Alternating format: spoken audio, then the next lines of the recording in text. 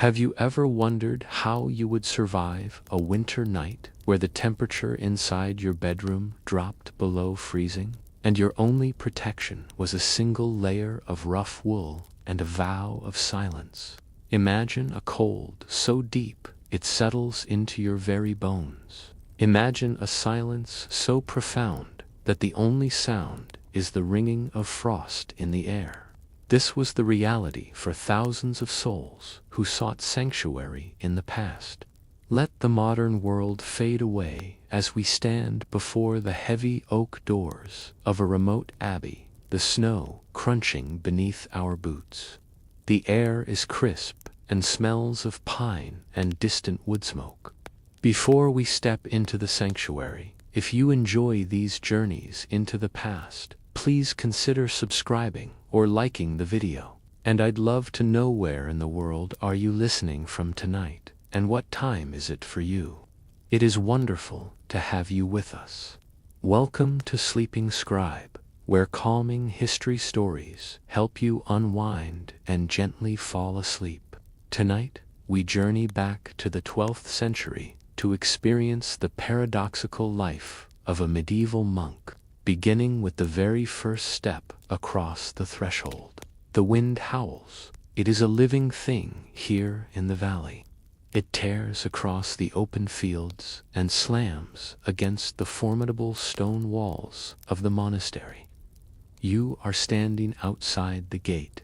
This is the first test. It is the test of the gate of humility. To the modern mind, a door is simply an entry point. It is a mechanism to pass from one space to another. But in the 12th century, especially within the austere Cistercian order, the door is a barrier. It is a filter. You have knocked. The sound of the iron ring striking the oak plate echoed like a gunshot in the silent valley. And then nothing happened. You knocked again. Still, silence answered. This is not negligence. This is the rule of Saint Benedict in action. Chapter 58 of the rule is explicit. It states that the newcomer should not be granted easy entry. Instead, the aspiring monk must show persistence. He must prove that his desire is not a fleeting whim. And so you wait. You wait as the sun dips below the horizon. You wait as the gray winter sky turns to an inky, starless black. The temperature plummets. You are wearing your secular clothes, perhaps a tunic of linen, a belt of leather, maybe a cloak, but the wind finds every gap. It bites at your wrists and stings your cheeks. This waiting period could last for 4 or 5 days. It is a psychological threshold. The monastery is right there. Warmth, or at least shelter, is just on the other side of that timber. But you must remain outside. Occasionally, a small viewing port slides open. A face appears. This is the janitor. In the medieval context, the janitor is not a cleaner. He is the gatekeeper. He is usually an older, wise monk whose cell is located immediately adjacent to the entrance. He looks at you. He sees you shivering in the snow. He sees the resolve in your eyes, or perhaps the desperation. He says nothing. The slide closes with a sharp wooden click. The smell of wood smoke drifts from his lodge. It is a taunting reminder of the fire you cannot yet share. It is the scent of a world you are trying to enter but are currently denied.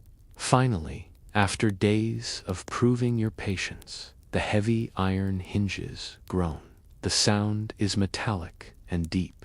The door opens just enough for you to slip through. You step from the outer court into the shadow of the abbey. The outer court is where the lay people interact with the monastery. It is where the merchants bring grain and where the beggars ask for alms. But you are going deeper. You are heading for the inner cloister. Here, the transformation becomes physical. You are led to a small room. The air is still freezing, but the wind is gone.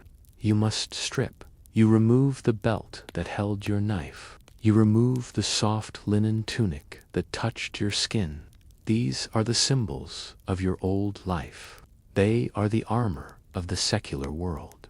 You are handed a piece of parchment. It is stiff with cold, crackling as you unfold it. This is your petition.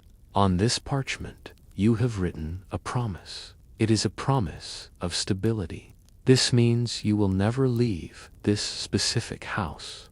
You promise the conversion of manners, meaning you will change your entire way of living, and you promise obedience. You sign it, perhaps with a shaking hand, numb from the exposure outside.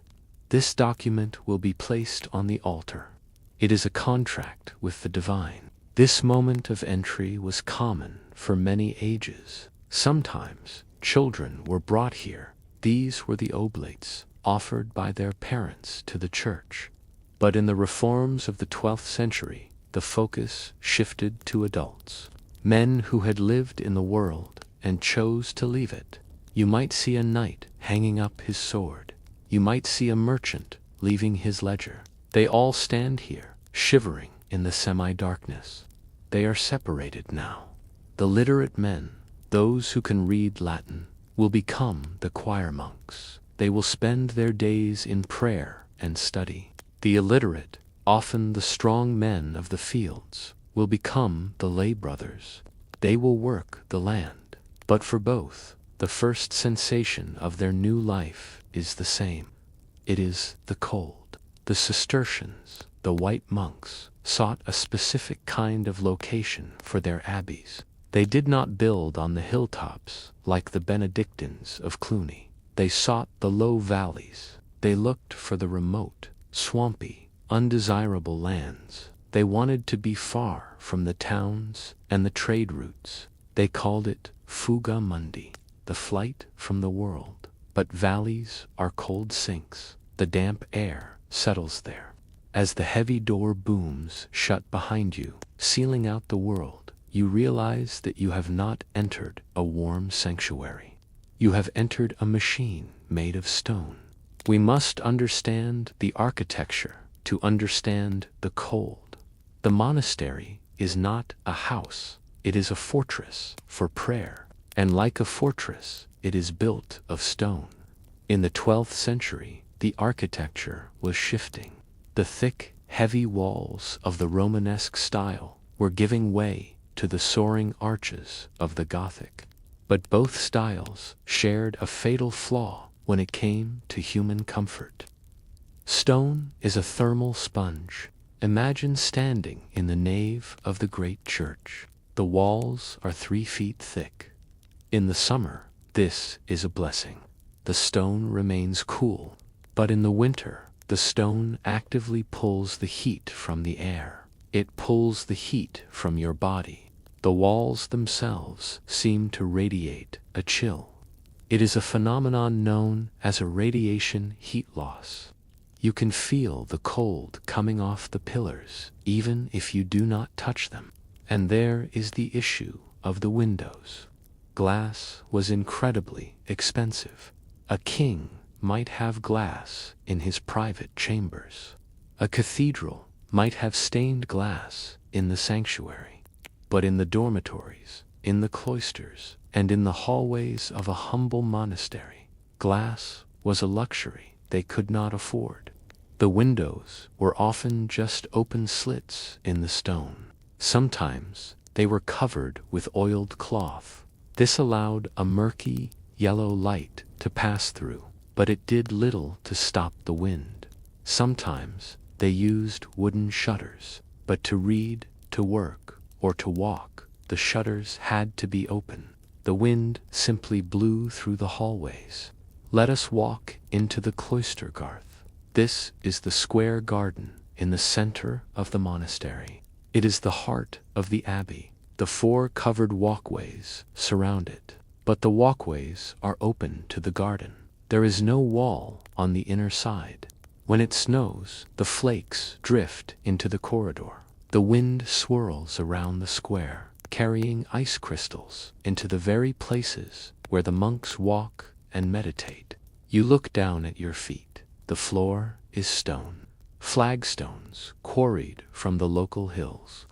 To stand on them is to stand on a block of ice. In the winter, the monks would scatter rushes dried reeds or strew across the floor. It provided a thin, crunching layer of insulation, but the dampness would seep up from the ground. Rising damp is the enemy of the stone building. The limestone sucks moisture from the earth. The air in the monastery smells of wet rock. It smells of old incense and mildew. It is a heavy, humid cold that clings to you. There was no central heating. The Romans had hypocausts, underfloor heating systems, but that technology had been lost or was too expensive for a frugal monastery. There was only one fire. One. It was located in a room called the calefactory, or the warming room. This was usually situated beneath the dormitory or near the refectory. In the center of the room, or in a great fireplace, a fire burned. This was the only place in the entire complex, other than the kitchen and the infirmary for the sick, where a monk could feel heat. But you could not simply hang around the fire. Access was strictly regulated. You went there to thaw your ink so you could write. You went there if you had been bleeding heavily from a medical procedure. For the vast majority of the day and night, you existed in an ambient temperature that hovered near freezing, 0 degrees Celsius. Sometimes inside the church, it was colder than it was outside, as the stone held onto the night's frost long after the sun had risen. The church itself was often oriented east to west. This had a theological purpose, to face the rising sun, the symbol of the risen Christ. But practically, it often meant the building caught the prevailing winds. The acoustic design, meant to carry the Gregorian chant to the heavens, also carried the drafts. A breeze entering the west door would funnel down the nave, picking up speed, chilling the monks standing in their stalls. You can see it. Visualize the scene. It is dark inside the church. The only light comes from a few beeswax candles flickering in the draft. You can see the plume of breath from the monk standing next to you. It hangs in the air, a small white cloud that dissipates slowly. You shift your weight from one foot to the other, trying to keep the blood flowing. The cold is a physical weight. It presses on your shoulders. It numbs your fingers. And yet, there is a beauty in it. The silence of the snow falling in the cloister garth, the stark contrast of the gray stone against the white winter sky, the shadows gliding silently through the frost-trimmed arches. It is a world stripped of comfort, designed to focus the mind entirely on the spirit. To survive this environment, the monk relied on his second skin. He relied on the habit. The door to the changing room has closed. You have left your worldly clothes behind. You are now standing in your undergarments, shivering violently. It is time to don the armor of the monk. The habit is not just clothing. It is a religious object. It is blessed. It is the uniform of the army of Christ. But practically speaking, in the dead of winter, it is your life support system. First, the tunic. It is a long, gown-like garment that reaches the ankles. If you are a Benedictine, it is black. If you are a Cistercian, it is white or graith, color of undyed wool. The rule is strict. You may not wear linen next to the skin. Linen is too smooth. It is too comfortable. It is too expensive. You must wear wool. Imagine the sensation. You pull the rough fabric over your head. It smells of lanolin, the natural grease of the sheep. It smells of the animal. The fibers are coarse. They catch on your skin. They scratch. This is intentional.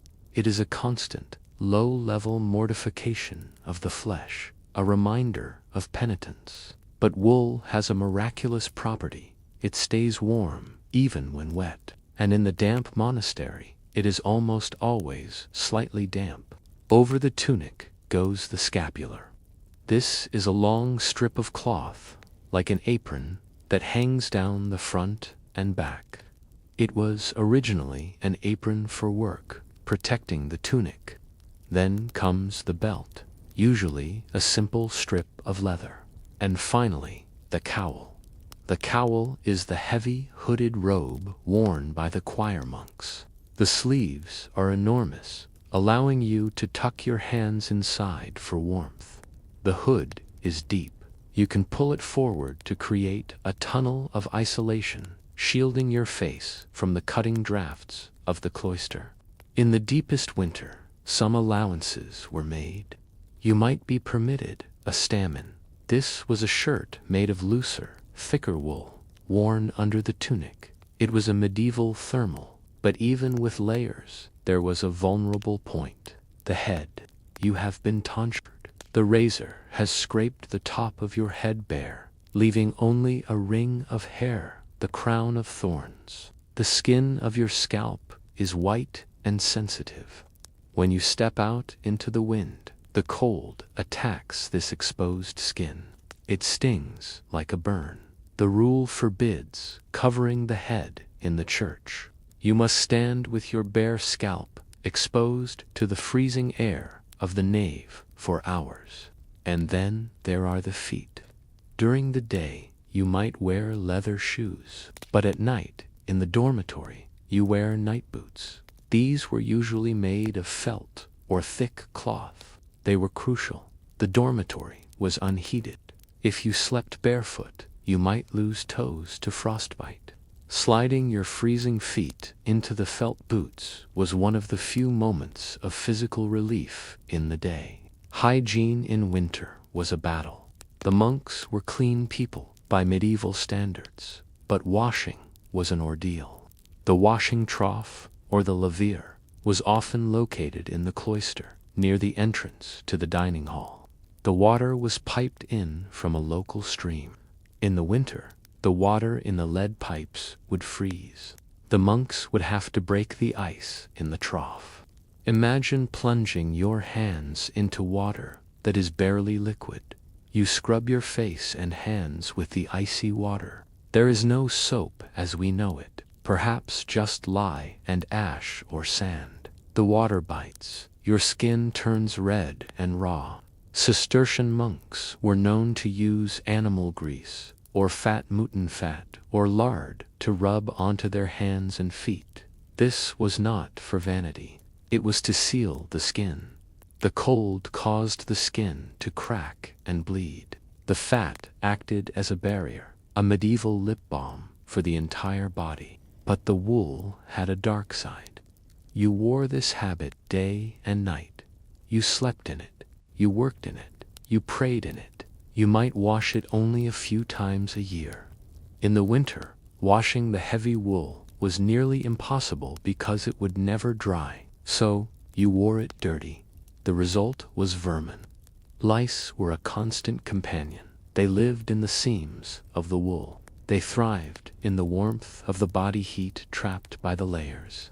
The monk had to cultivate a patience for the itch, offering it up as another sacrifice. The scratch of the wool, the weight of the damp cowl, the sting of the razor on the scalp. This is the sensory world you now inhabit. You are dressed for the battle. And now, the first bell rings. It is roughly 2 a.m. for the night office, but let us move to the start of the working day. Let us move to prime, the first hour of daylight. The bell cuts through the morning mist. It is a harsh, rhythmic clang. In the dormitory, 50 men stir. There is no snooze button. There is no slow awakening. You must rise immediately. The rule says you must be ready to praise God before your feet hit the floor. But your body rebels. You have slept on a straw mattress, covered only by a rough blanket. The dormitory is freezing. Your breath clouds in the dark room.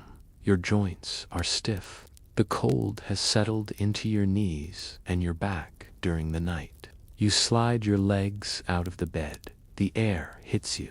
It is a physical shock. You are already wearing your habit, so you do not need to dress, but you must put on your day shoes. Your fingers are clumsy with the cold as you fumble with the leather laces.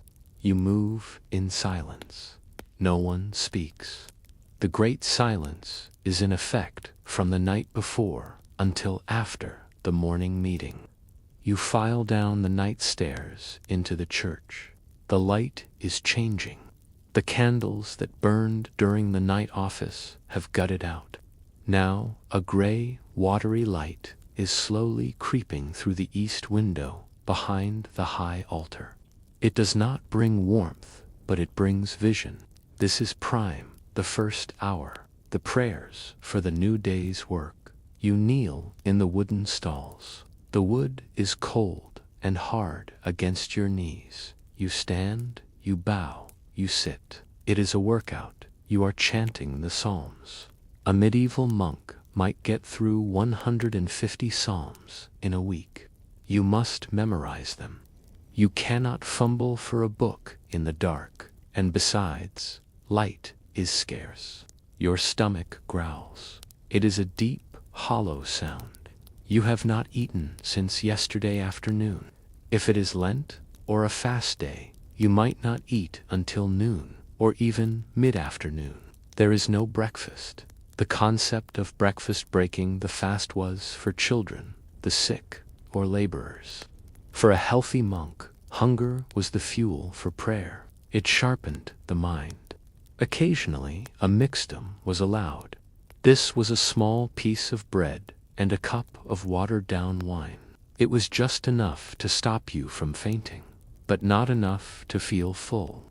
The wine would be cold, acidic. The bread would be hard. You chew it slowly, trying to extract every ounce of energy. The abbot walks through the choir. He is watching. He is carrying a lantern, perhaps. He is looking for acedia.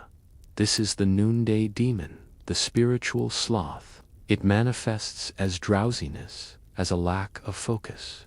In the freezing cold, with an empty stomach, the temptation to zone out, to let the mind drift to thoughts of a warm fire or a hot meal, is overwhelming. If the abbot catches you nodding off, there will be penance. The chanting creates a rhythm. It is hypnotic. The sound waves bounce off the stone vaulting. For a moment, the collective voice of the brothers warms the air, not with temperature, but with presence. You are part of a single organism, a machine of prayer. The service ends. The sun has fully risen now, though it is weak and pale behind the winter clouds. The capitulum, or chapter meeting, follows. You gather to hear the tasks for the day. A monk reads from the tabula, a wooden board where the duties are listed. You might be assigned to the scriptorium to copy texts with frozen fingers. You might be sent to the kitchen, or, most likely, you will be sent out into the fields, out into the wind that has not stopped howling since you arrived at the gate. The transition from the contemplative dark of the church to the brutal reality of the labor is sharp. Before we head out into the fields for the day's labor, I'm curious, is there a specific era of history or a particular daily routine you'd love for us to explore in a future story? Maybe the life of a Viking on a longship or a lighthouse keeper in the 19th century. Let me know in the comments below. With prayers finished and the orders given, the real work of survival begins. The monk gathers his tools. He pulls his cowl tighter. He steps out of the door, leaving the stone shelter behind, and walks into the white expanse of the winter world. The sun has finally cleared the horizon. It hangs low in the sky, a pale, heatless disk that casts long blue shadows across the frosted grass. The bell rings again. This time, its tone is different. It is not the summons to prayer, but the summons to action. The motto of the Benedictine order is Ora et labora, prayer and work. We have finished the prayer. Now begins the work. The monastery doors swing open, and a stream of men flows out into the biting morning air. For the modern mind, the idea of manual labor is often separated from intellectual or spiritual life. We hire people to build our houses, to grow our food, to mend our roads. But for the Cistercian monk of the 12th century, labor was not a distraction from God. It was a direct path to Him. It was called opus manuum, the work of the hands. And on a freezing winter morning, it was also the only reliable source of heat. You step out into the grange. This is the agricultural estate that surrounds the abbey. The Cistercians were not merely monks. They were the supreme agriculturalists of the Middle Ages. They transformed the swamps and forests of Europe into productive farmland. But to do this required an immense, coordinated physical effort.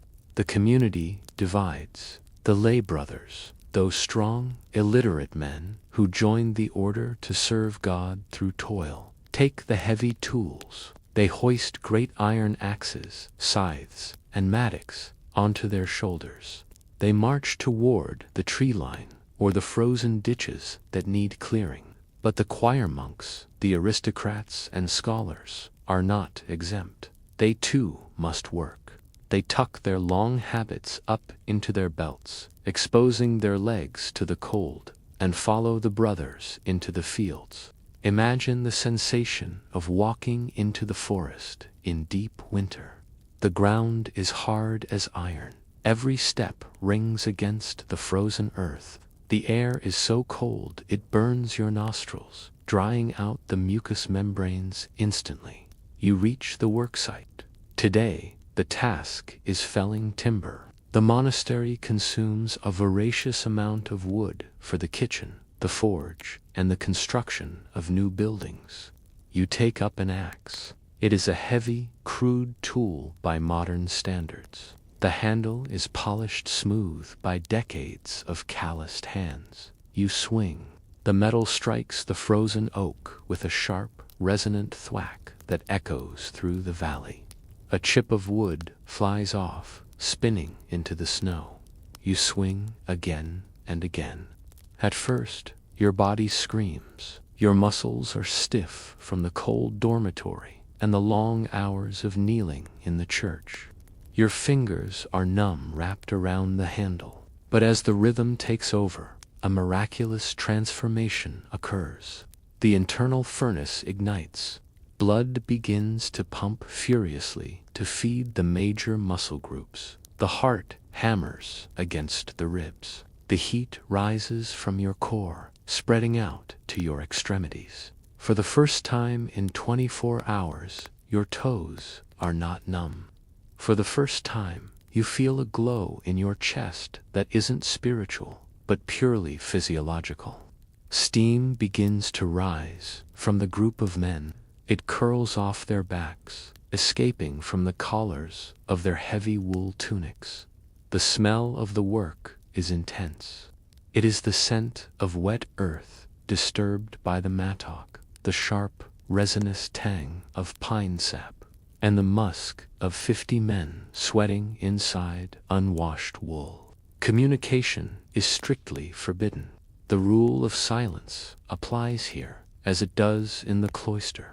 If you need a partner to hold a log, you must signal. You might tap the wood or catch his eye.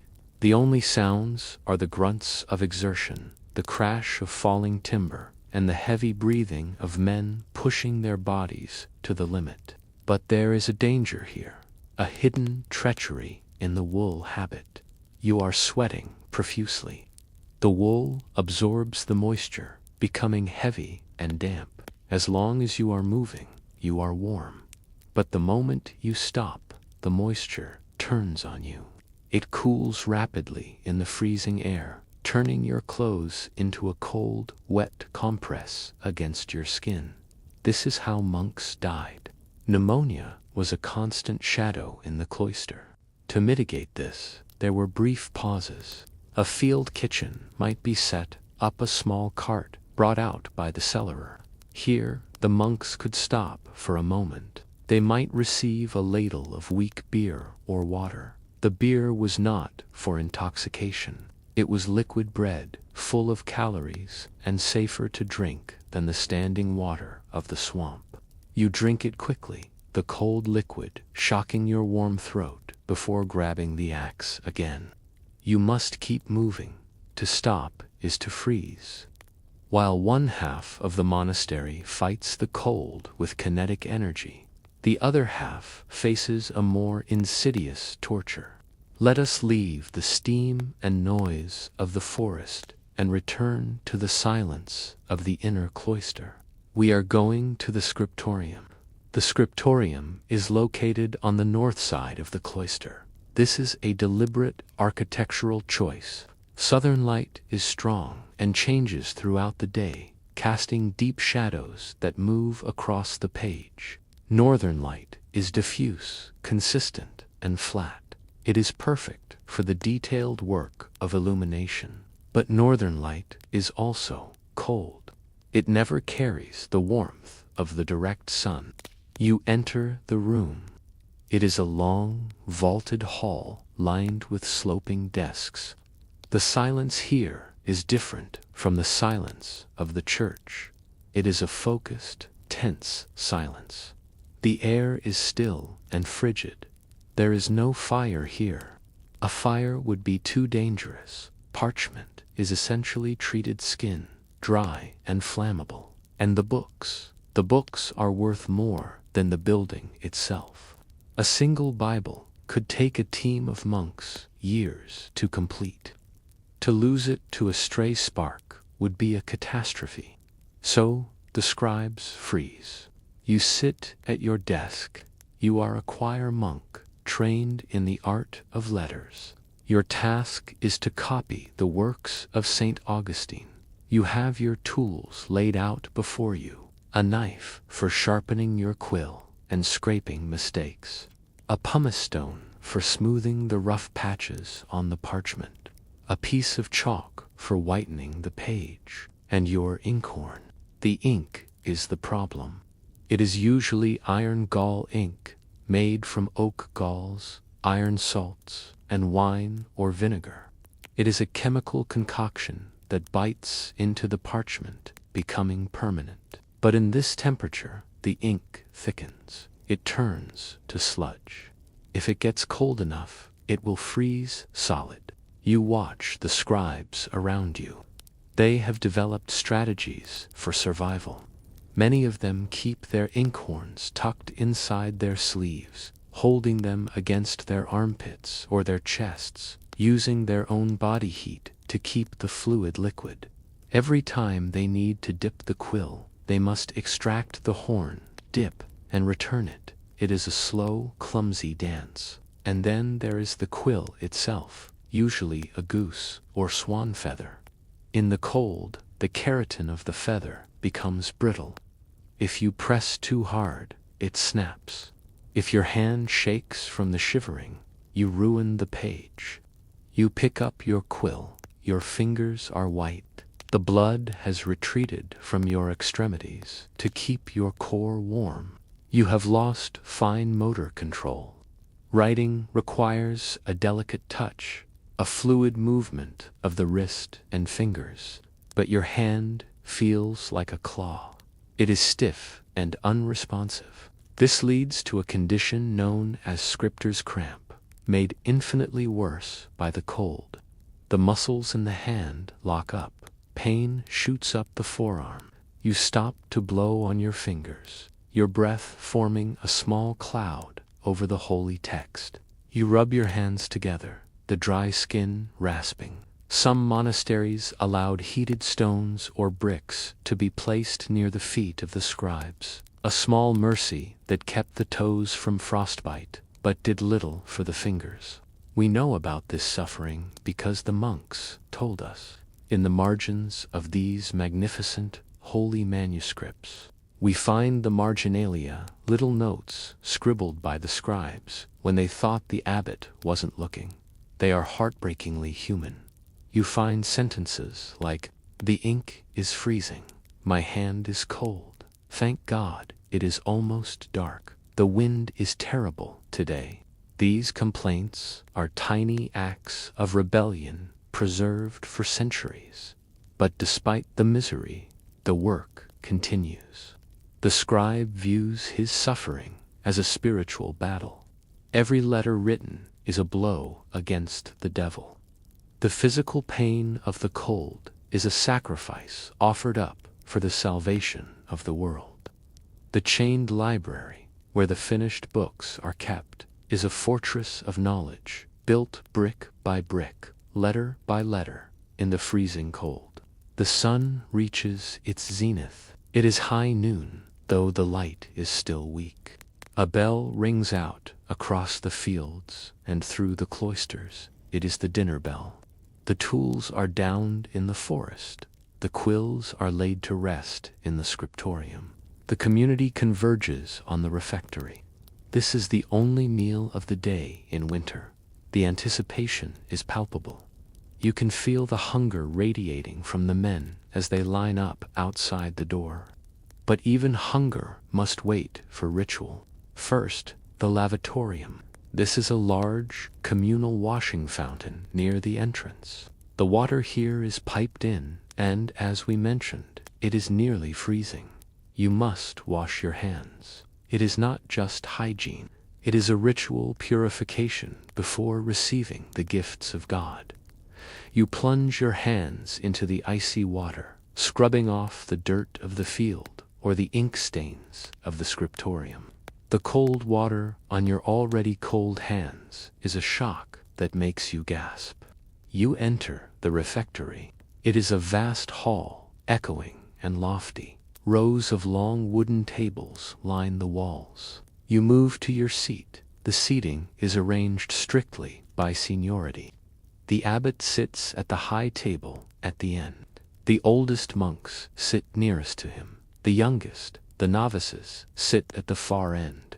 You stand behind your bench. You do not sit until the abbot sits. You do not reach for the food. You wait. A Latin grace is chanted. A long, melodic prayer of thanksgiving that seems to stretch on forever while the smell of hot food fills the room. Finally, the signal is given.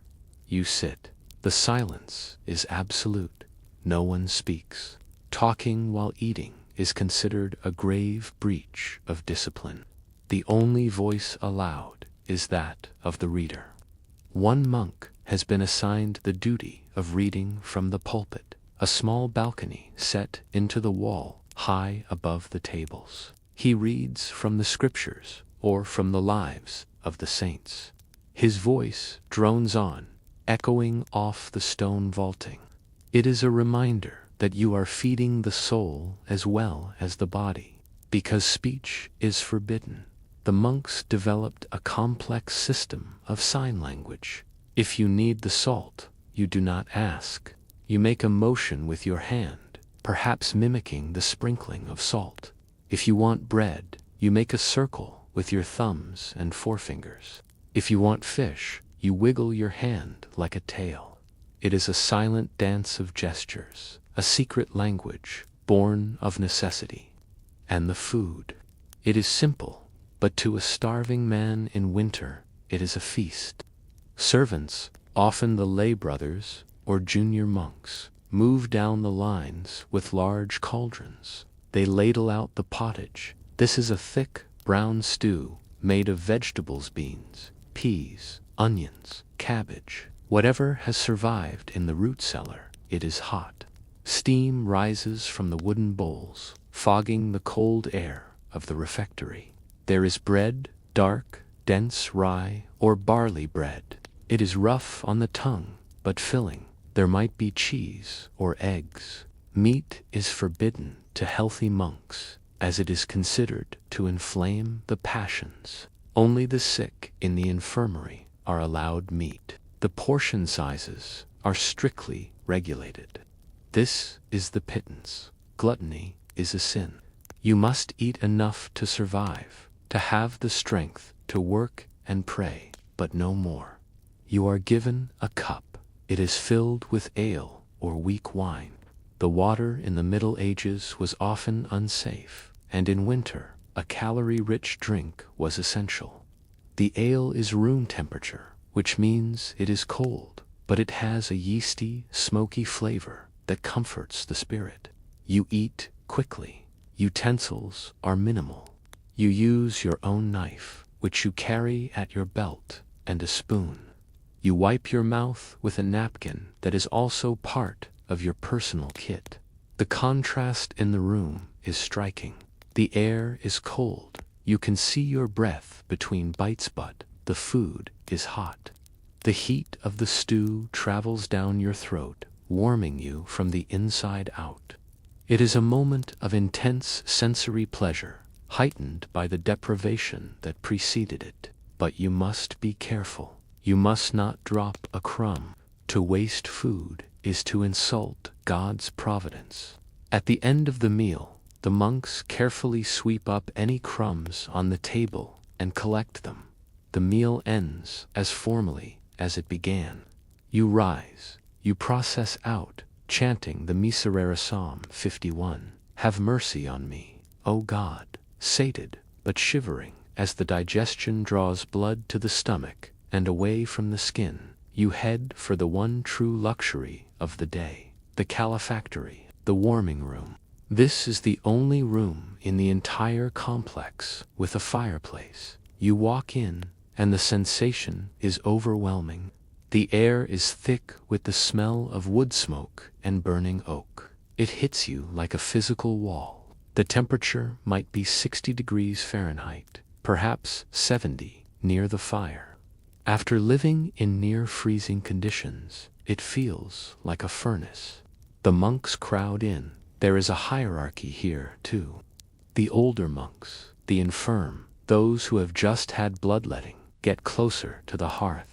Bloodletting, or phlebotomy, was a regular medical practice. Monks would have a vein opened to balance the humors. It left them weak and dizzy.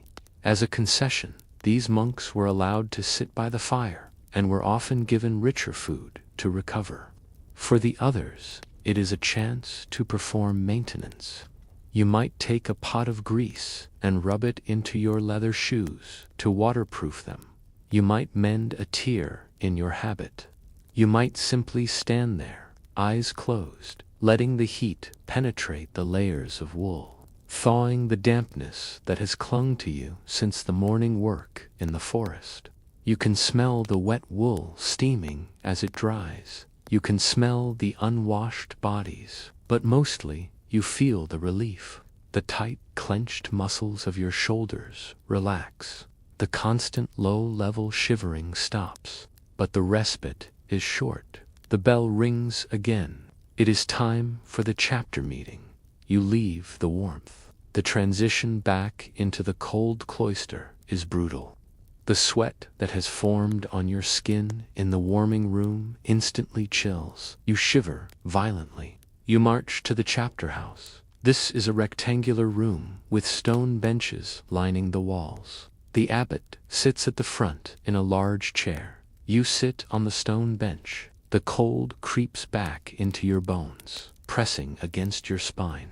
This meeting is for the correction of faults. It is a tribunal of the conscience. A monk stands up. He steps into the center of the room. He bows. "Mea culpa," he whispers. "My fault," he confesses. "I broke a ceramic bowl in the kitchen. I fell asleep during the night office. I spoke to my brother in the fields." These are the culpa minor faults. The abbot assigns a penance, perhaps fasting, or reciting extra prayers. But sometimes the faults are graver. If a monk has been rebellious, or violent, or persistent in his errors, the discipline is physical. He might be ordered to strip to the waist and receive the rod. The sound of the lash on bare skin echoes in the stone room. It is a harsh discipline, but in the medieval mind, it is a kindness. It is better to suffer the heat of the rod now than the fires of purgatory later. The chapter house is unheated. The physical discomfort keeps the mind sharp. It prevents the drowsiness that comes with warmth. The monk is taught that the only heat that matters is the internal heat, the fire of faith, the burning love for God. The external cold is just a setting, a backdrop against which the soul's fire must burn brighter. As the meeting adjourns, the shadows are lengthening. The winter sun, which barely climbed the sky, is already dipping towards the horizon. The light is turning purple and gray. The hardest part of the cycle approaches, the long, frozen night. As we imagine the monks gathering for warmth, it's a good moment to adjust your own blankets and get comfortable. It really makes you appreciate the simple comfort of a warm room, doesn't it? The sun has gone. It did not leave with a grand display of color, for the winter sky is a thick, impenetrable blanket of gray. It simply faded, withdrawing its weak light from the valley. Surrendering the stone walls of the abbey to the encroaching dark, the work in the fields has ceased. The scriptorium is empty. The inkhorns stopped with wax. The precious manuscripts locked away in their chests. The monastery turns inward. We enter now into the secondary rhythm of the monk's life. If the day was for the body, for the sweat and the labor, the night is for the soul. It is a time of shadows and silence. The pace slows. The urgency of the harvest or the copyist's deadline dissolves. It is time for the bell rings, but it is a gentle summons compared to the clangor of the day. The monks file into the church. The vast nave is swallowed by darkness. There is no artificial light, save for the few candles flickering in the choir stalls and the sanctuary lamp that burns eternally above the altar. A red eye watching in the gloom. The temperature is dropping rapidly. The stone, which held a faint memory of the day's ambient temperature, now exhales the chill of the earth. Compline is the final office of the day. Its name comes from the Latin completorium, meaning completion. It is a protective service. The prayers are not for glory or for intercession, but for safety. Protect us, Lord, as we stay awake. Watch over us as we sleep. The voices of the choir are lower now, a unified murmur that barely rises into the vaulting. They know the darkness is not just a physical state. In the medieval mind, the night is the realm of spirits, of uncertainty. To sleep is to surrender control. The abbot moves down the line of men. He holds a sprinkler, the aspergillum. He flicks holy water over the bowed heads of the brothers. The drops are cold, startling against the skin, a physical reminder of their baptism and their protection. And then the sound that defines the end of the medieval day rises. The Salve Regina, Hail, Holy Queen. It is sung in unison. The melody is haunting, rising and falling like a slow breath. It echoes off the cold stone, filling the empty spaces of the church with a mournful yet hopeful beauty. As the last note fades, hanging in the air for a long moment, the final candle is extinguished. The great silence begins. From this moment until after the morning chapter, no word may be spoken, not a whisper, not a grunt. The silence is heavy. It is not merely the absence of noise, it is a presence in itself. It settles over the abbey like a snowfall. The monks pulled their hoods up. The cowl is deep, extending far past the face, acting as clear blinders. It cuts off peripheral vision. The monk is now alone with his thoughts, even in the midst of his brothers.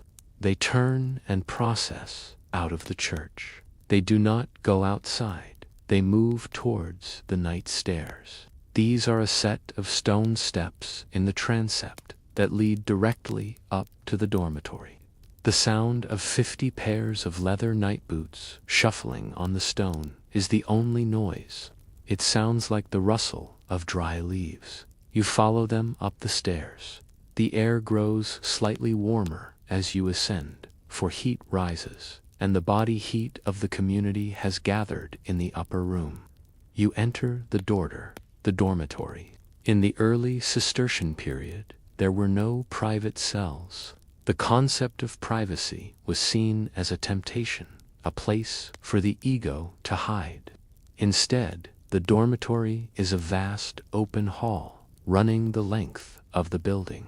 The roof is high, timber-framed, disappearing into the shadows above. Down the center of the room, a single lantern hangs from a beam.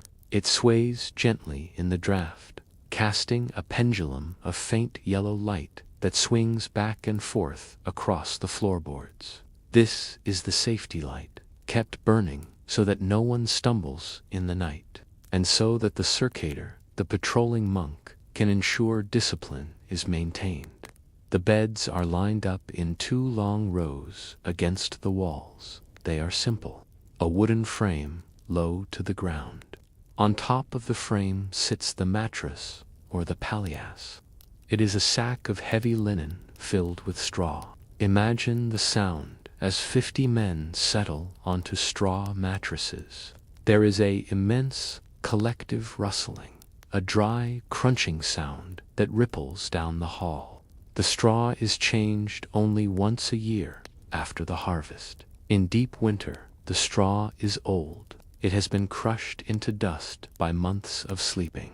It offers little cushioning against the wooden slats beneath. The monk does not undress. This is one of the hardest rules for the modern mind to grasp. He sleeps in his habit.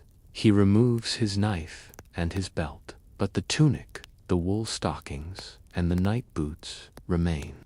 The rule of Saint Benedict is explicit on this. The monk must be ready to rise instantly for the work of God. There is no time for fumbling with buttons or laces in the dark. He pulls the cover over him. It is a britchen, a thick, coarse rug of shaggy wool. It is heavy, pressing down on the chest. It scratches the chin, but it traps the heat. The windows of the dormitory are small slits in the stone wall, unglazed. The wind whistles through them, carrying the freezing night air directly over the beds. The monks sleep with their heads towards the wall and their feet towards the center aisle, but the draught is inescapable. You can see the breath of the sleeping men puffing into the darkness, 50 small clouds appearing and disappearing in rhythm. At the end of the dormitory, a bridge leads to another building, the reredorer. This is the latrine block. It is built over a running stream to carry away the waste. The draught from the open chutes in the reredorer sucks the freezing air up and into the dormitory. It is a constant, chilling breeze that smells of the icy stream and damp stone. The lantern sways. The silence deepens. Slowly, the rustling stops. The breathing evens out. A snore rises from the corner, abrupt and jagged, then settles into a rhythm. Someone coughs, a dry, hacking sound that echoes in the timber roof. But mostly, there is peace. The body temperature of the men drops as they enter the first cycle of sleep. This is the little death, the memento mori. To sleep is to practice dying, to let go of the will and trust in the awakening. For the modern sleeper, this would be the end of the story. You would sleep until the sun hit your face. But for the monk, this rest is merely a pause. It is a short intermission. They sleep for perhaps 4 hours. The dreams come, vivid and strange, in the silent house. And then the bell. It is the middle of the night, 2 in the morning, or perhaps midnight. depending on the season. The exact time matters less than the darkness.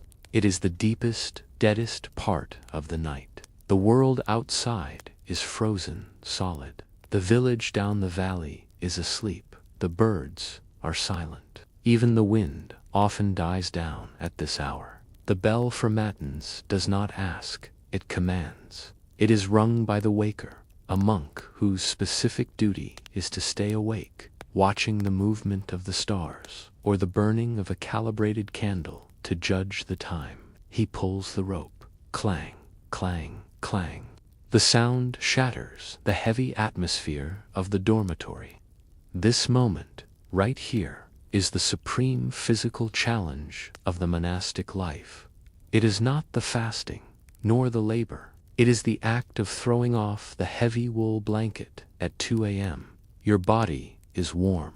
You have created a small cocoon of heat in the straw. Your muscles are relaxed. Your mind is foggy with sleep. To rise requires an act of violent will. You sit up. The cold air strikes you instantly. It feels like a slap. The warmth you generated is gone in seconds. You slide your legs out of the bed. Your feet, in their felt boots, hit the floorboards. Let them rise with haste, says the rule, yet with gravity. There is no running, but there is no delay. You smooth your habit. You do not wash. There is no water here, and to wash now would be to wake up to fully. You want to remain in a state of semi-consciousness, a twilight state between sleeping and praying. The monks form a line.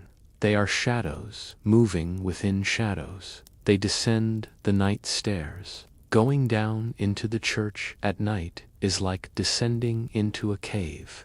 The air is different here. It is stiller, colder, and smells of old incense and stone dust. The darkness is absolute, save for that single sanctuary lamp. The monks know the way by touch and by memory. They know how many steps there are. They know where the choir stalls begin. They file into their places. The wooden stalls are high-backed, designed to trap a little body heat and shield the monk from the drafts. They stand. They make the sign of the cross. Lord, open my lips, the cantor intones, his voice cracking slightly in the cold air. And my mouth shall proclaim your praise, the community responds. This is the night office, matins. It is the longest service of the day, lasting an hour and a half, sometimes 2 hours on feast days. And they do it in the dark. Candles were expensive. Beeswax was a precious commodity. So, for much of the year, the monks chanted from memory. They knew the psalms by heart. They knew the antiphons, the responsories, the hymns. Imagine the mental discipline required to recite thousands of words of Latin poetry while your body is screaming for sleep, while your toes are numb, while your stomach is empty. The chant is not the soaring, complex polyphony of later centuries. It is Gregorian chant. It is monophonic, one single line of melody, sung by everyone. It is low, rhythmic, and hypnotic. It is designed to calm the mind, not to excite it. The sound vibrates in the chest. It merges with the acoustics of the stone vault, creating a drone that feels like the breathing of the building itself. The danger of falling asleep is real. To fall asleep during the office is a grave fault. The monks stand for long periods. To help them, the choir stalls are equipped with misericords, mercy seats. These are small, folding shelves on the underside of the seats. When the seat is flipped up, the shelf provides a narrow ledge that the monk can lean against. He is technically standing, but his weight is supported. It is just enough comfort to keep him upright, but not enough to let him sleep. There is a profound beauty in this suffering. The monks believed that by praying while the rest of the world slept, they were keeping watch. They were the spiritual sentinels on the wall, while others sinned under the cover of darkness, or simply slept in oblivion.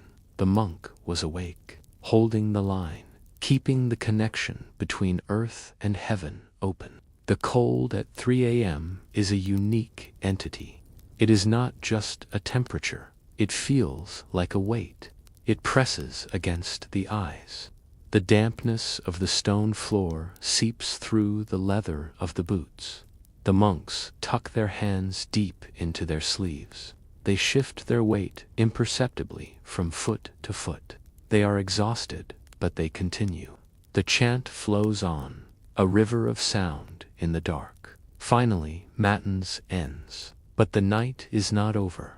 There is a gap now, a strange, quiet interlude between the night office and the morning office of lauds. The monks do not go back to bed.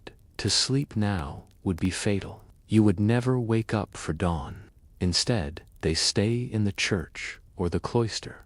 This is the time for lectio divina, divine reading, or private prayer. A monk might take a book and sit near a candle in the retro choir. He might kneel on the stone steps of the altar. He might simply sit in his stall, hood pulled forward, waiting. This is the hardest time. The adrenaline of the wake-up has worn off.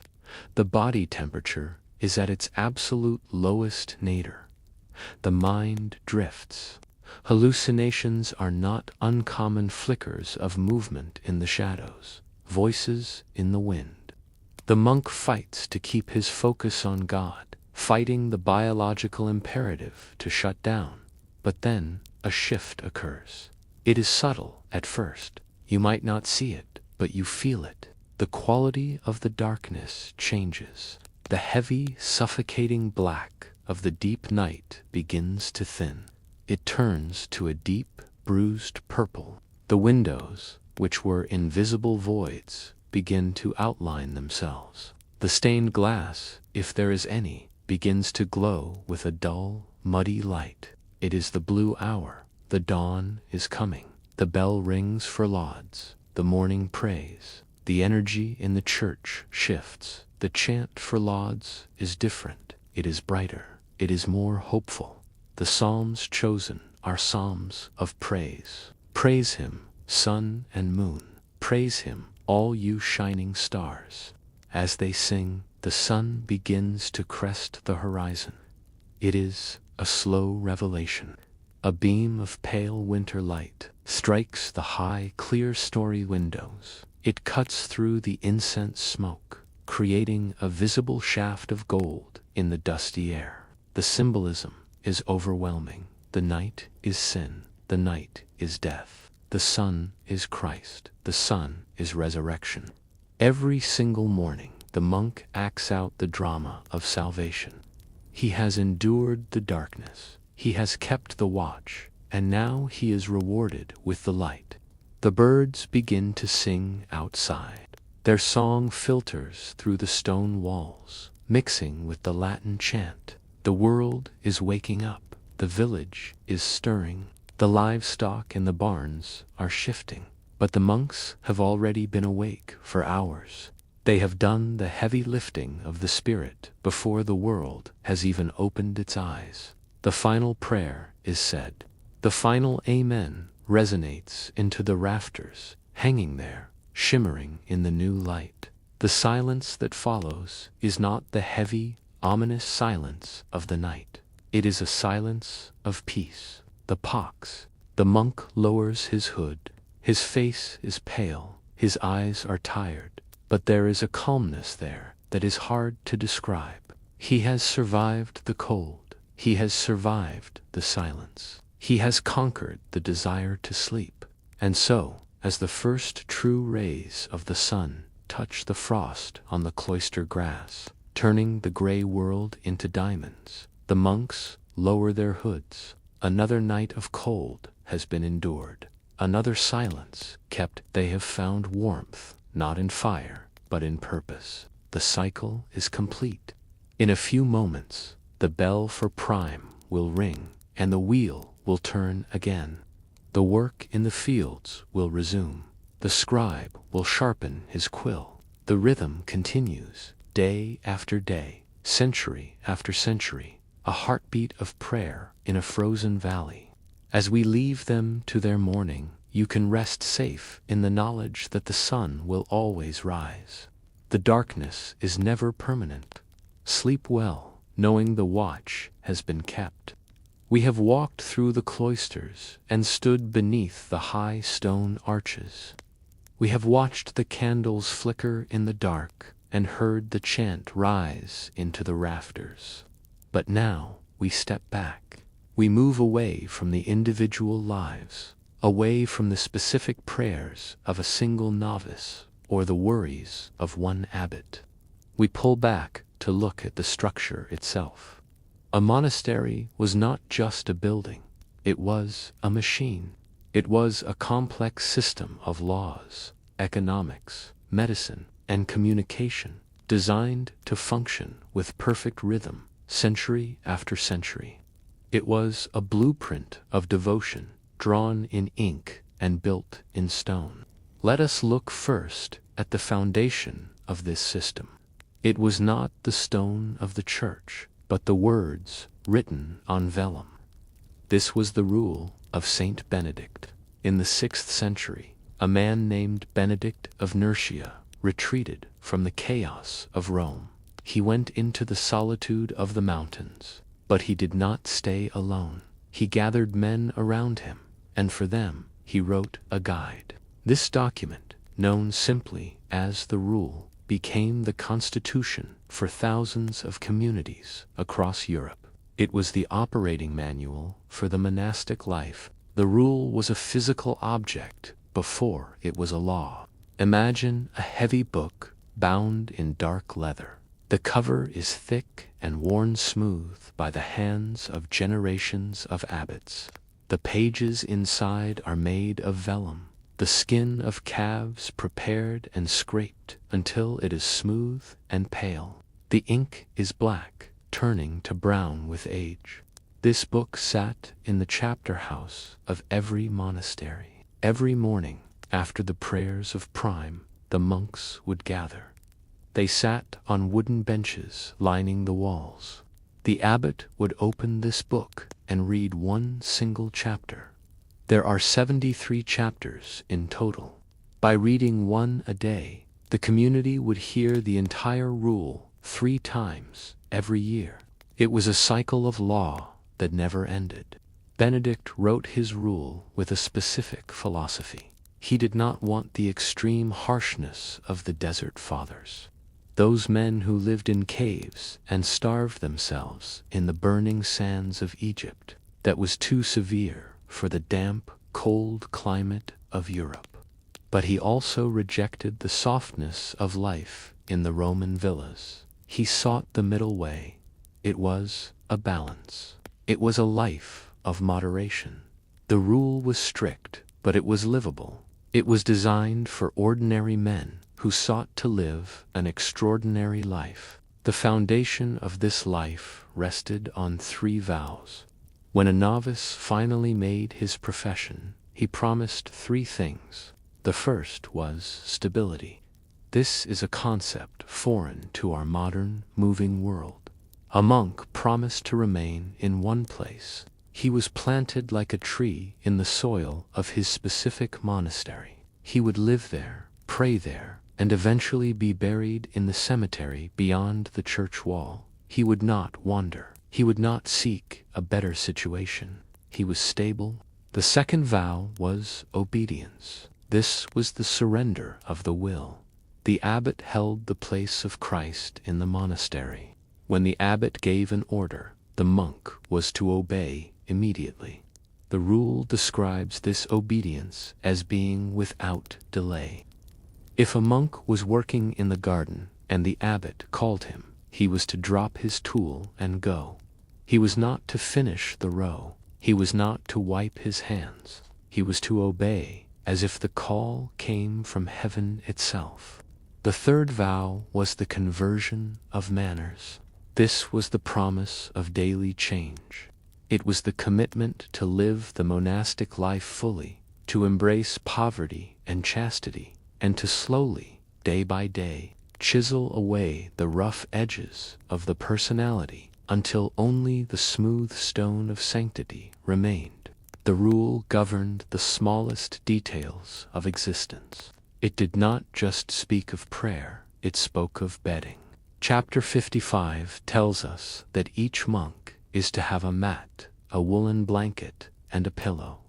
Benedict specified that the monks were to sleep in their habits, fully clothed, so they would be ready to rise instantly for the night office. They slept in a dormitory, a long room where the silence was heavy.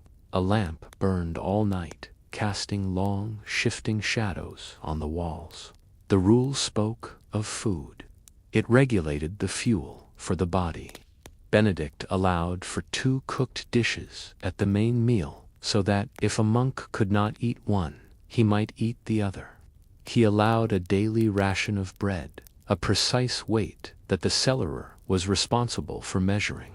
If the work was heavy in the heat of the harvest, the abbot could increase the allowance, but excess was always the enemy. Gluttony was a sin, but starvation was a distraction. The middle way required enough fuel to pray and work, but not enough to dull the spirit. The administration of this rule required a hierarchy. The monastery was a pyramid of authority. At the top was the abbot, the father, and the judge. He bore the weight of every soul in his care. He was responsible for them on the day of judgment. Below him was the prior, his second in command, who kept the daily order. Then there were the deans, senior monks, who watched over groups of 10 brothers. There was the cellarer, the master of provisions, who looked after the flour, the wine, and the tools. Benedict wrote that the cellarer should be like a father to the whole community. He was not to be stingy or lavish. He was to look upon the vessels of the monastery, the pots and the pans, as if they were the sacred vessels of the altar. Everything was holy. Everything was to be handled with care. This system, this rule, survived the fall of empires. When kings were overthrown and borders shifted, the rule remained. It was copied and recopied in the scriptoriums. It was carried to the edges of the known world. It provided a structure that could survive chaos. Inside the walls, life went on. The bell rang. The book was opened. The chapter was read. The dust settled in the library, and the cycle continued. From the laws of the soul, we move to the laws of the ledger. A monastery was a place of prayer, but it was also an economic engine to support a community of hundreds, to build vast stone churches, and to feed the poor. The monastery needed resources. The Cistercian order, in particular, became master economists. They sought to live in remote places, far from the towns and markets. But in doing so, they found themselves on land that was perfect for one thing: sheep. The wool economy was the golden fleece of the monastic world. In the high hills of Yorkshire and the rolling downs of the Cotswolds, the monks became the greatest sheep farmers in Europe. They did not just keep a few animals for their own wool. They managed vast, industrial-sized flocks. A single abbey might own 20,000 sheep. To manage this, they developed the grange system. A grange was a distant farm, an outpost of the monastery. It was run by the lay brothers, men who took vows but spent their days in manual labor rather than in the choir. These lay brothers lived on the high moors, surrounded by the sound of the wind and the bleating of the flock. They were the shepherds of the church. They protected the sheep from wolves and weather. They managed the breeding, ensuring the flock grew strong. And once a year, the great shearing began. Imagine the sensory experience of the shearing barns. These were not simple wooden sheds. They were massive stone structures, built with the same care as a church. Some, like the great Coxwell Barn, still stand today. They are vast, cathedral-like spaces with soaring timber roofs. During the shearing, the air inside would be thick with the smell of lanolin, that heavy, oily scent of raw wool. The sound would be deafening, a chorus of thousands of animals. The wool was not all the same. The monks were experts at sorting and grading. They separated the fleece into distinct categories. There was the locks, the rougher wool. There was the middle grade. And then there was the prime, the finest, softest wool from the best sheep. This sorting was crucial because the wool was not just for their own habits, it was for export. The monasteries of England were linked by a golden thread to the great cloth merchants of Italy. In the archives of Florence, there are ledgers from the 13th century that list the names of English abbeys. The merchants knew exactly which monastery produced the best wool. They knew that the wool from the limestone hills was finer than the wool from the marshlands. This trade was sophisticated. The abbots entered into forward contracts. They would sell their wool crop for 2, 3, or even 4 years in advance. They received cash up front from the Italian bankers. This capital allowed them to build. When you look at the ruins of a great abbey with its soaring arches and intricate stone carving, you are looking at the result of the wool trade. The stone was paid for by the fleece. There was a paradox here. The monks had taken a vow of poverty. Individually, they owned nothing. A monk could not own a pen, a comb, or a shirt. But the institution, the abbey itself, became incredibly wealthy. This tension between the poverty of the individual and the richness of the community was a constant struggle. They tried to use the wealth for good. They gave alms to the poor. They hosted travelers. They maintained the bridges and the roads. But the wealth was also a burden, a distraction from the simple life of the rule. The economic system extended beyond wool. The monks were masters of water. They diverted rivers. They dug canals. They built complex systems of drains and sewers. In the valley bottom, the water did the work. It turned the great wooden wheels of the mills. The corn mill ground the grain for the daily bread.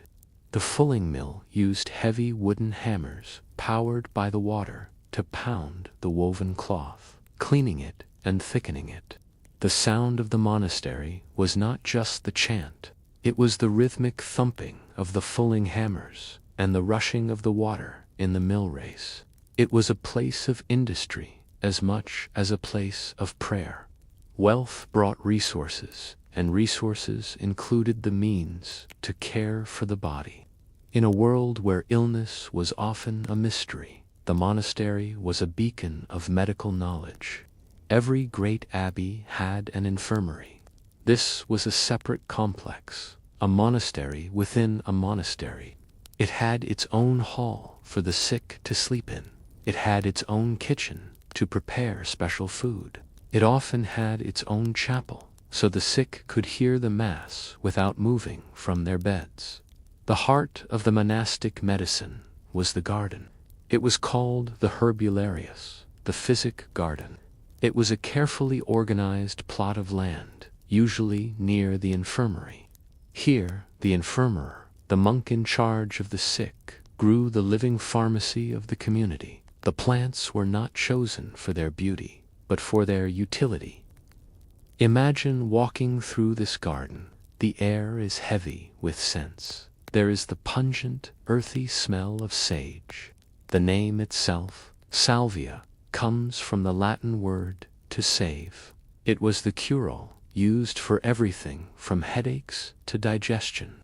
Next to it grows the hyssop with its blue flowers, used to clear the chest and help with breathing. There are tall stalks of fennel and clumps of rue. There is the sleep-inducing poppy, its seed pods full of the milky latex that could dull pain. The monks followed the medical theories of the ancients. They studied the texts of Galen and Hippocrates.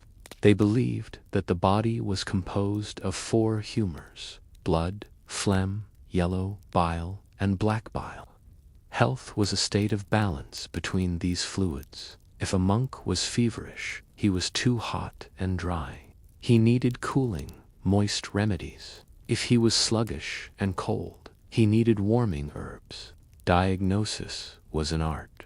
The infirmary would practice uroscopy. He would take a flask of the patient's urine and hold it up to the light. He would study the color, the clarity, and the sediment. He would consult charts that linked the color of the fluid to the state of the humors. It was a visual science, a way of looking into the body's hidden workings.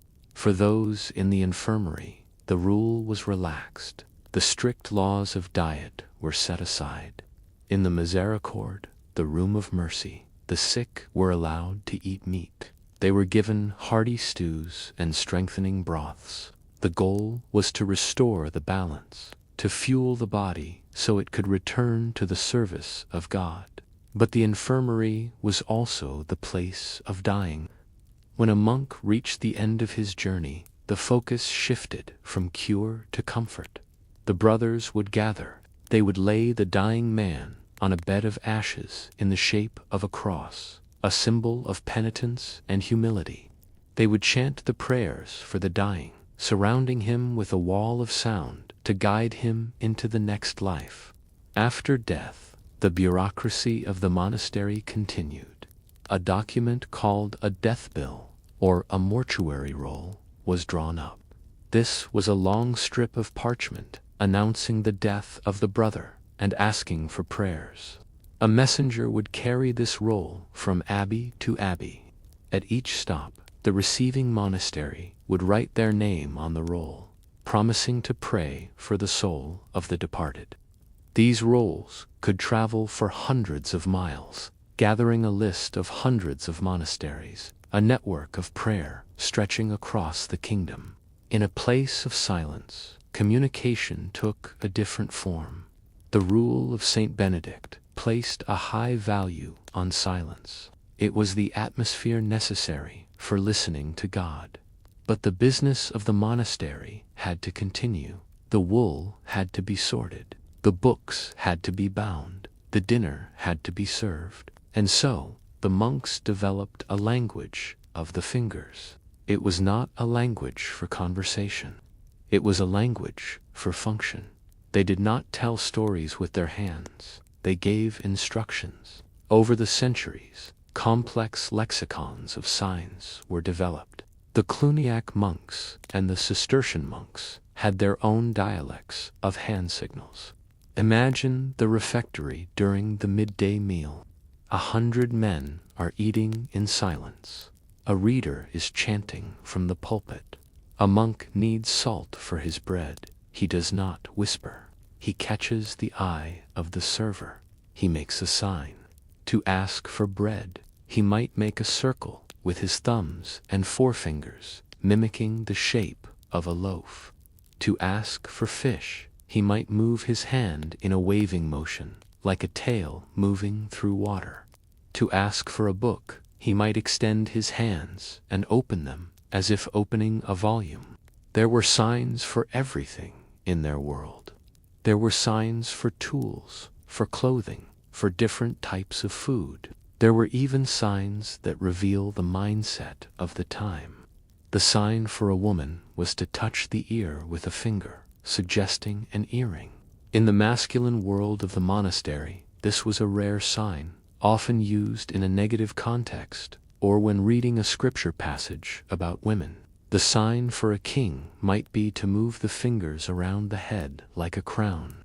This sign language was taught to the novices alongside the Latin Psalms. It required a different kind of attention. In the speaking world, we can listen while looking away. In the silent world, communication required eye contact. You had to watch the hands. You had to be present. The silence of the monastery was not a true absence of sound. It was a specific kind of soundscape.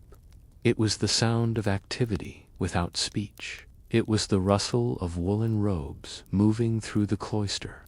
It was the scrape of a spoon in a wooden bowl. It was the scratch of a quill on parchment. It was the heavy thud of a door closing.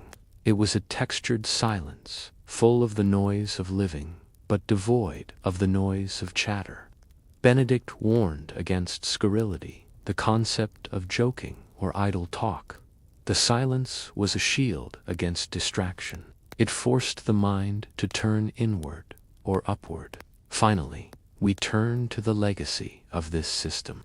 The monastery was a machine for preservation.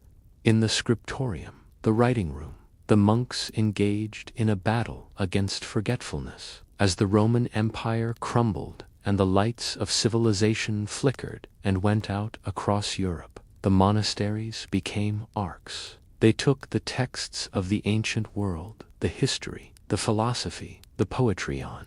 They brought them inside the walls. The work of the scribe was physically demanding. They sat on hard benches, leaning over angled desks. The light came from large windows, for fire was too dangerous to have near the books.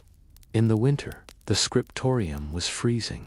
Monks would complain in the margins of their manuscripts that the ink was freezing in the horn, or that their fingers were too numb to hold the quill. The materials they used were built to last. They did not use paper, which is fragile. They used parchment and vellum. These are skins. They are tough. They can last for 1,000 years. If a text was no longer needed, they would scrape the ink off the skin with a knife and write a new text over it. This is called a palimpsest. Modern science can sometimes read the ghostly traces of the old text underneath, recovering lost words from the past. The creation of a book was an act of worship, but also an act of chemistry and art. The illuminations, those beautiful decorations that adorn the pages, were made with precious materials. To make the halo of a saint shine, the scribe would apply gold leaf. This was a delicate process. He would apply a base of gesso, a sticky plaster, then he would breathe on it to make it moist. Then, with a specialized tool, he would lay down a sheet of gold beaten so thin it would float on a breeze. He would burnish it, rubbing it with a smooth agate stone or a dog's tooth until it shone like a mirror. The colors were equally precious. The deep, rich blue that we see in medieval manuscripts came from lapis lazuli. This was a stone that was mined in the mountains of Afghanistan. It traveled thousands of miles across deserts and seas to reach a monastery in the damp forests of England. It was ground into a powder and mixed with a binding agent to create ultramarine, a pigment more expensive than gold. The bright red came from vermilion. The green came from verdigris, made by exposing copper to vinegar fumes. The binding of the book was a piece of carpentry. The pages were sewn onto cords. The covers were not cardboard, but solid oak boards, hewn and planed. These boards were often covered in leather, stamped with patterns. Because parchment has a memory and wants to curl back into the shape of the animal, the books had to be held shut with heavy metal clasps. A library was a collection of these heavy, bound objects, chained to the shelves to prevent theft. At the very end of the book, after months of labor, the scribe would write the colophon. This was a short note. Sometimes it was a prayer of thanksgiving. Thanks be to God, the work is done. Sometimes it was a request for the reader. Pray for the soul of Brother Thomas who wrote this. And sometimes it was a very human complaint. The light is dim, and my back aches, or this parchment is hairy, and the ink flows poorly. These little notes are the whispers of the men behind the system.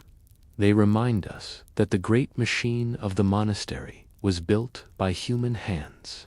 The ink has dried, and the books are closed. The great wheel of the monastic life turns slowly, powered by the rhythm of prayer and the seasons. It is a system built on stone and silence, designed to endure. As we step away from the history, we let the facts fade, leaving only the atmosphere, the smell of the wax candles, the sound of the wind in the cloisters, the feeling of the rough wool, the peace of a life lived by a rule. The system rests, the history rests, and now the mind can rest. The winter wind has faded, the cold gray skies have parted, the memory of the snow is gone. Now we are drifting, we are floating through a time of warmth. We are entering the sanctuary of deep summer. The world here is slow, the world here is still. There is no urgency in this place. There is only the golden light of the sun. There is only the heavy, comforting blanket of peace. We find ourselves standing in the garden. It is the height of noon. The sun is a brilliant coin, high above the cloister walls. It pours its light down into the square of the garth. The air is warm. It is pleasantly heavy. It sits on your shoulders like a soft woolen shawl. The heat rises from the earth. You can feel it radiating upwards. It comes from the soil. It comes from the stone paths. It warms the soles of your feet. To your left there is a wall. It is made of ancient, rough-hewn stone. It has absorbed the heat of the morning. Now it radiates that warmth back into the air.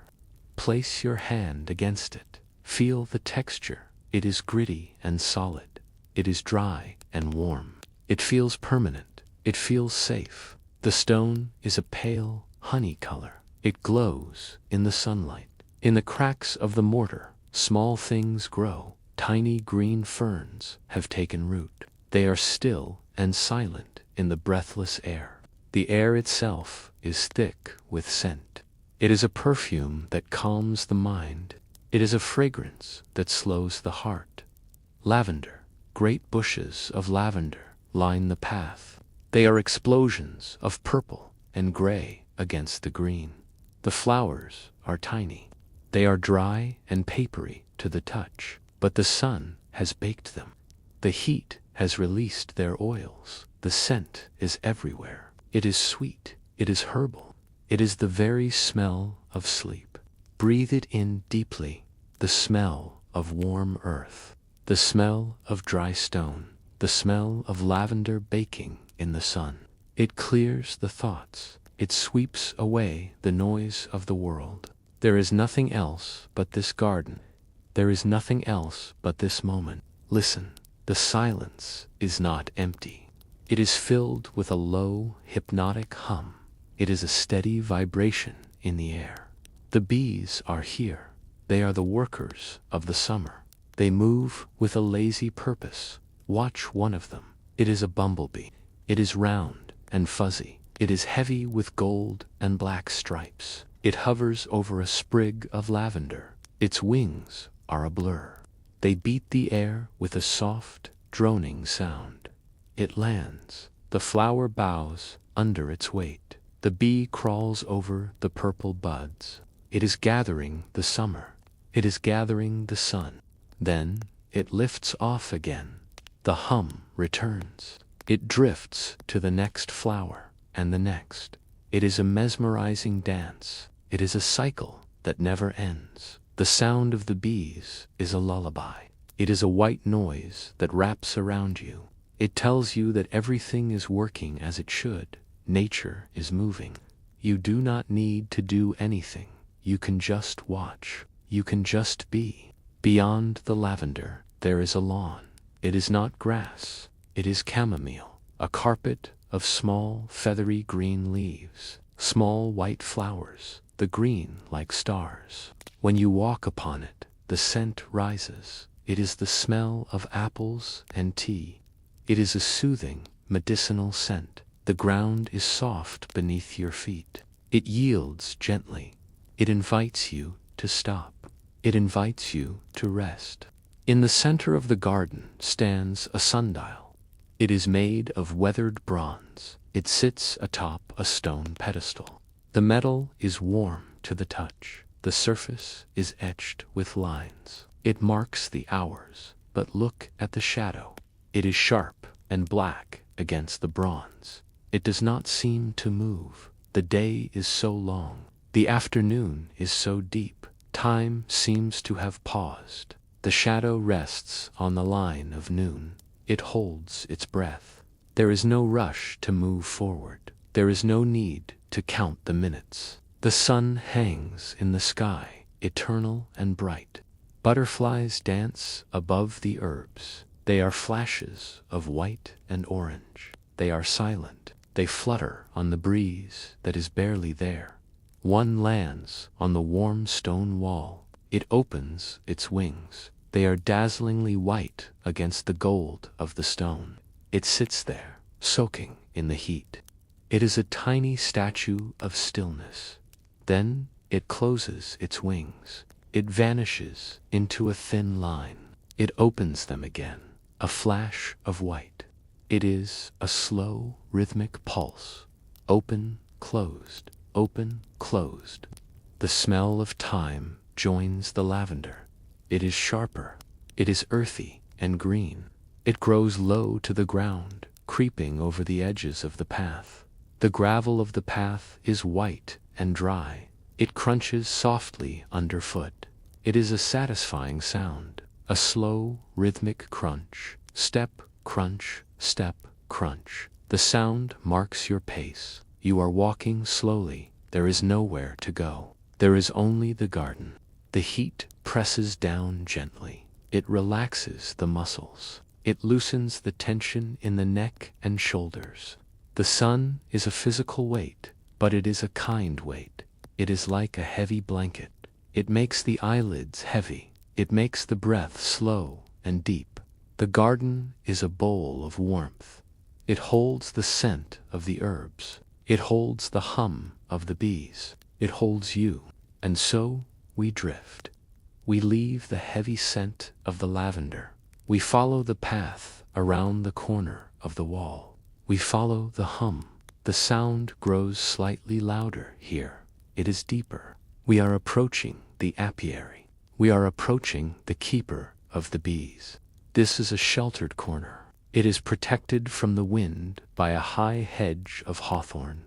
Inside, the air is still. The sun is dappled here, filtering through the leaves of an old apple tree. Beneath the tree, the hives stand. They are not boxes. They are skeps, dome-shaped baskets made of coiled straw. They look like small, golden hills. They sit on wooden benches, raised above the ground. The straw is old and weathered.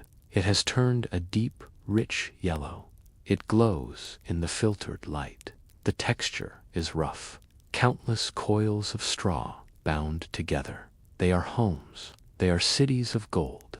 The entrance to each skep is a small arch at the bottom, a tiny door. And from this door, the life of the hive flows. The air here vibrates. The collective hum of thousands of wings creates a resonance. You can feel it in your chest. It is a warm, deep sound. It is the sound of life. It is the sound of work. But it is not frantic. It is steady. It is the rhythm of the earth itself. The beekeeper is here. He moves with a slowness that is almost impossible to see. He does not rush. To rush is to startle. To rush is to break the peace. He wears a tunic of thick, undyed linen. It is the color of oatmeal. Over his head, he wears a veil. It is a net of fine mesh. It blurs his face. It makes him anonymous. He is a guardian. He holds a smoker in his hand. It is a metal canister with a small bellows. He squeezes it gently. Puff. A cloud of thick white smoke drifts out. It moves slowly through the air. It curls around the straw skeps. The smoke smells of pine needles and smoldering burlap. It is a woodsy, comforting smell. It is the smell of a campfire in the distance. The smoke calms the bees. It tells them to be still. It masks the sense of alarm. The keeper lifts the edge of a skep. He moves like a shadow. He is gentle. He is respectful. Inside, we catch a glimpse of the comb. It is a miracle of engineering. Hexagon upon hexagon, perfect wax cells. They are the color of cream. They are the color of pale amber. Some are capped with white wax. Inside, the honey waits. Think of the honey. It is stored sunlight. It is the essence of the lavender and the thyme and the chamomile. It is thick and slow. Imagine it dripping from the comb. A single heavy drop. It stretches. It glows in the light. It falls, golden, sweet, sticky. The smell of the honey hangs in the air near the hives. It is a heavy sweetness. It is almost floral. It mixes with the smell of the pine smoke. The beekeeper renders the wax. Nearby, on a small table, there are blocks of it, yellow beeswax. It is smooth to the touch. It smells of the hive. It will become candles. It will become the light that pushes back the darkness. But for now, it is just wax. It is cool and solid. Watch the bees returning. Their back legs are heavy with pollen, bright yellow, deep orange, pale cream. They land on the wooden board of the hive. They pause. They clean their antennae. They disappear into the dark archway. Others emerge. They take flight. They spiral up into the sun. It is a continuous loop. Arrival, departure, arrival, departure. The rhythm is soothing. It is endless. The keeper steps back. He sets the smoker down. A final wisp of gray smoke rises straight up in the still air. It does not waver. It climbs until it disappears into the branches of the apple tree. The hum continues. It is the heartbeat of the garden, a deep, resonant thrum that vibrates in the bones. It is a sound that makes the eyes want to close. But we continue. We drift away from the warm, sweet air of the apiary. We move towards the center of the abbey. We move out of the sun and into the shade. We move from the element of fire to the element of water. We enter the cloister walk. The roof above us casts a cool, deep shadow. The floor is paved with flagstones. They are smooth and worn by centuries of feet. They are cool. The air here is different. It is fresh. It is damp. It smells of wet stone and shadow. In the center of the green garth, surrounded by the arches of the cloister, stands the lavatorium. It is the place of washing. It is the place of water.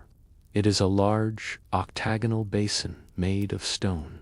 The stone is old. It is gray and weathered. But in places, it is covered in moss. Look at the moss. It is a brilliant, vivid green. It is soft like velvet. It grows in thick, cushioned clumps on the shaded side of the fountain. It holds the moisture. If you were to press your finger into it, water would well up. It is cool and spongy. It clings to the stone, softening the hard edges. It creates a landscape of miniature hills and valleys on the rim of the basin. The water comes from a central column. It rises up through lead pipes. The pipes are dull gray. They are old. The water bubbles up at the top. It is clear. It is crystal clear. It comes from deep within the earth, from a spring that never runs dry. It spills over the top of the column. Listen to the sound. It is a continuous, musical trickle. It is the sound of glass beads falling on stone. It splashes down into the main basin. The sound echoes off the stone walls of the cloister. It is a hollow, resonant sound. It fills the silence, but it does not break it. It enhances it. The sound of running water is the sound of peace. It washes away thoughts. It washes away worry. The surface of the water in the basin is constantly moving. Ripples spread out from the center. They distort the reflection of the arches. They dance and shimmer. The water is cold. It is shockingly cold against the warmth of the summer day. It radiates a fine mist into the air. You can feel it on your face. A cool, damp breath. A single droplet falls from the rim of the upper bowl. Watch it. It detaches. It falls through the air. It catches the light. It strikes the surface of the water below. Plink. Circles expand outwards. Then another drop. Plink and another. The rhythm is irregular, yet constant. It is mesmerizing. On a wooden rail nearby, linen towels hang. They are white and crisp. They are dry. They smell of soap and fresh air. They wait to dry the hands of the monks. But there is no one here now. There is only the water. It flows. It has flowed for 100 years. It will flow for 100 more. It is relentless. It is patient.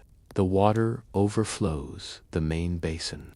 It runs into a channel cut into the stone floor. It moves silently now, a smooth, clear ribbon of liquid.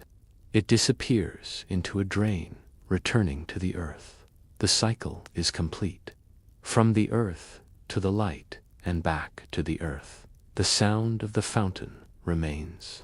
It echoes in the cool shadows. It creates a sanctuary within a sanctuary. A place where the mind can be as clear as the water. A place where the soul can be as still as the moss. We leave the sound of the water behind us. We move deeper. We move towards the great church.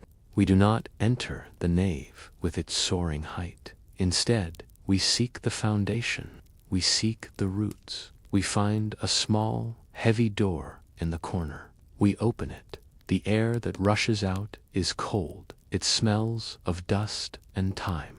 We descend the stone steps, down, down, down. We are in the crypt. This is the quietest place in the world.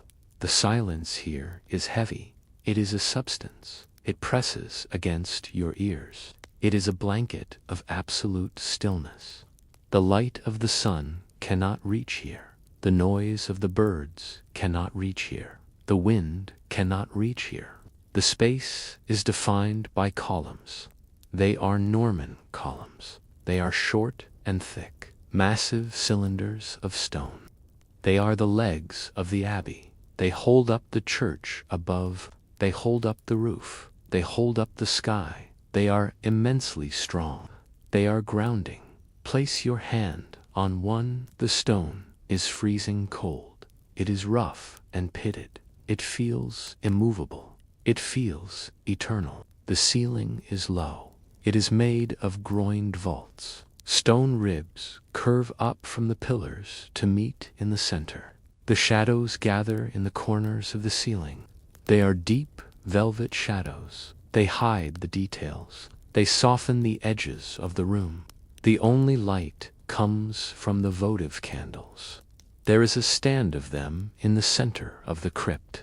Small, flickering flames. They are islands of light in the sea of darkness.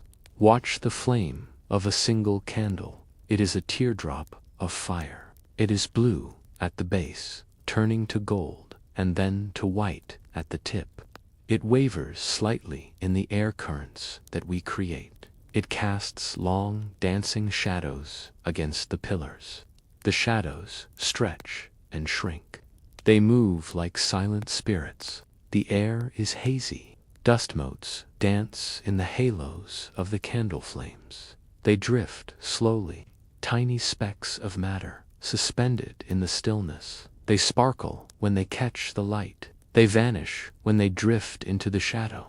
The smell here is complex. It is the smell of old stone that has never seen the sun. It is the smell of damp earth.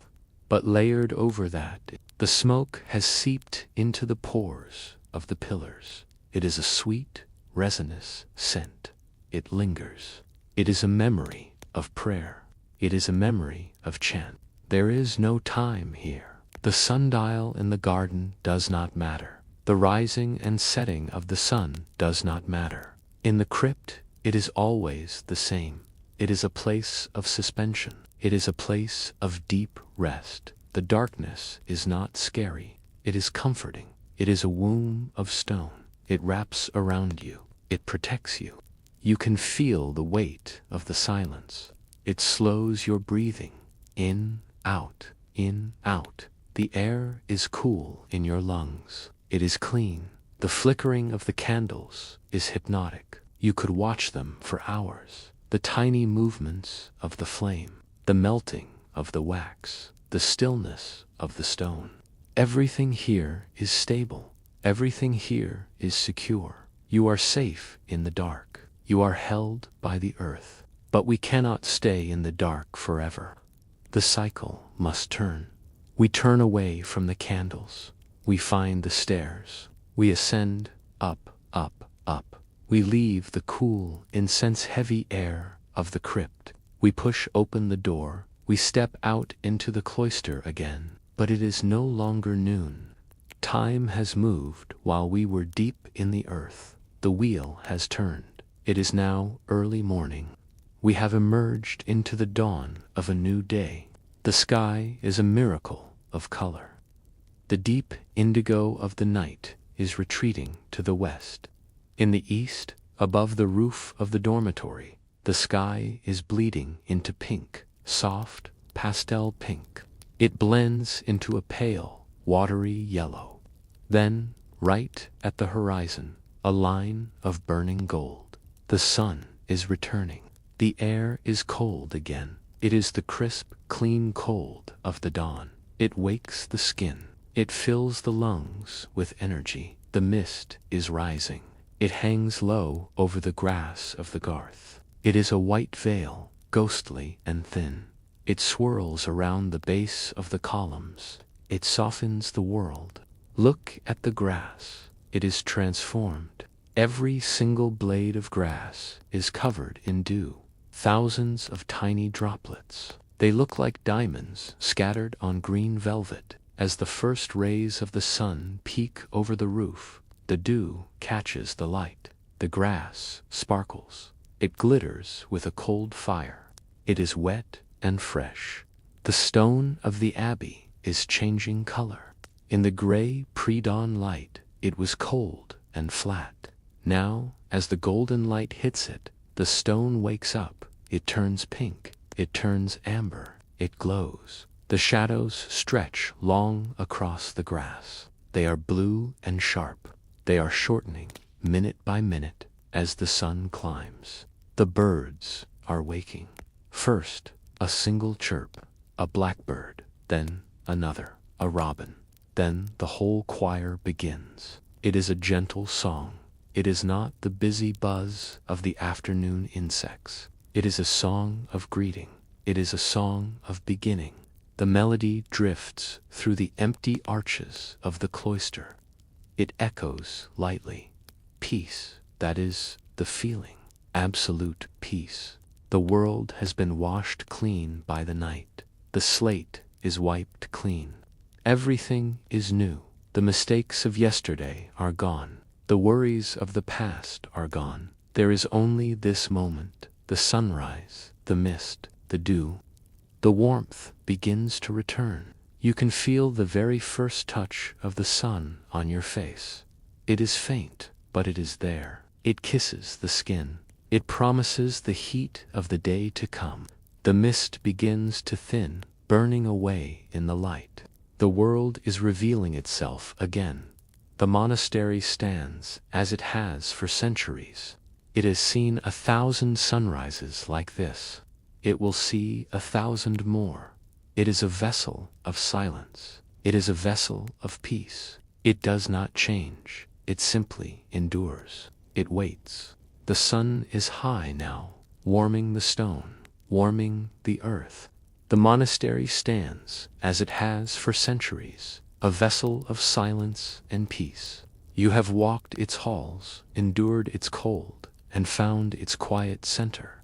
Now, the gates close gently behind us, leaving the world safe and still.